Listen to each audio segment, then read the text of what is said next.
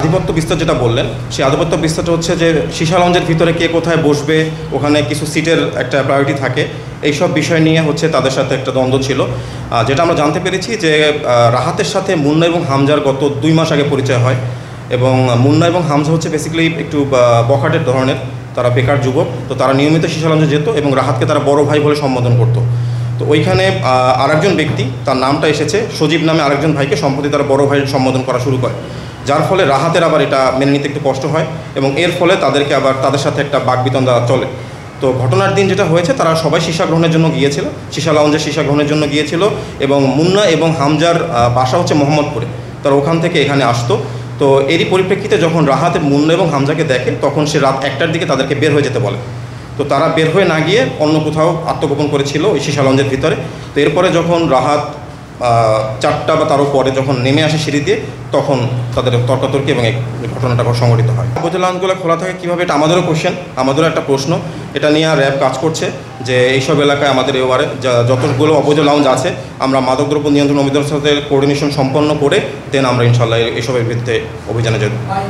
লঞ্চের মালিকানার সাথে সম্পর্ক নেই, সীসা লঞ্চের মালিক যে আমরা জানতে পেরেছি প্রাথমিক তদন্তে ইব্রাহিম খলিল নামে একজন ব্যক্তি, যে কিনা এই হত্যা মামলার একজন আসামি। এক্সট্রিম মশার কয়েল প্ল্যান্ট ফাইবার দিয়ে তৈরি, তাই সহজে ভাঙে না, সুগন্ধিযুক্ত ও নিরবিচ্ছিন্নভাবে জ্বলে। ডেঙ্গু, চিকুনগুনিয়া বাহি সহ যে কোনো মশার বিরুদ্ধে দেয় এক্সট্রিম সুরক্ষা। আমরা তাকেও ধরার জন্য তদন্ত চলমান আছে এবং কার্যক্রম চলমান আছে। তো তাকে যদি ধরা যায়, হয়তো প্রাথমিক জিজ্ঞাসাবাদে আরও কিছু তথ্য পাওয়া যাবে ইনশাল্লাহ। ব্যবসায়ী, সে ওখানে নিয়মিত সীসা গ্রহণের জন্য যেতেন এবং তার সাথে সীসা লঞ্চের মালিকের বা পরিচয় আছে। তারপরে এটা আমাদের এখানে কিছু সীসা লঞ্চে তাদের রেজিস্ট্রেশন দেখতে হবে, তাদের যে ব্যবসা, সেই ব্যবসার পারমিশন আছে কিনা সেগুলো দেখতে হবে, এবং এর জন্য আমাদের মাদকদ্রব্য নিয়ন্ত্রণ অধিদপ্তরের সাথে সমন্বয়পূর্বক আমরা ইনশাল্লাহ এর ভিতরে অভিযানে যাব। তার নিয়ম এটা আমাদেরকে একটু দেখতে হবে যে তাদের পারমিশনটা কী।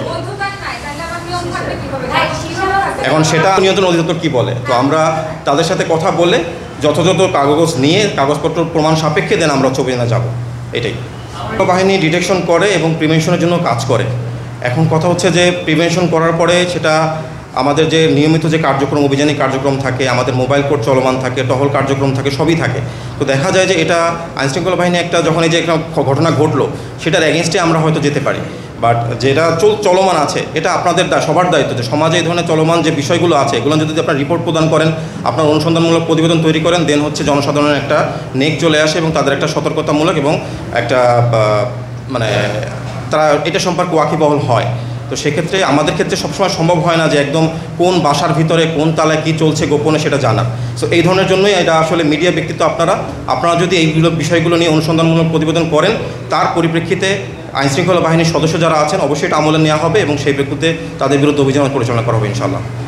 এখনও আমরা জানতে পারি, এটা আরও গভীরতর তদন্তের মাধ্যমে হয়তো বের হয়ে আসবে ইনশাল্লাহ।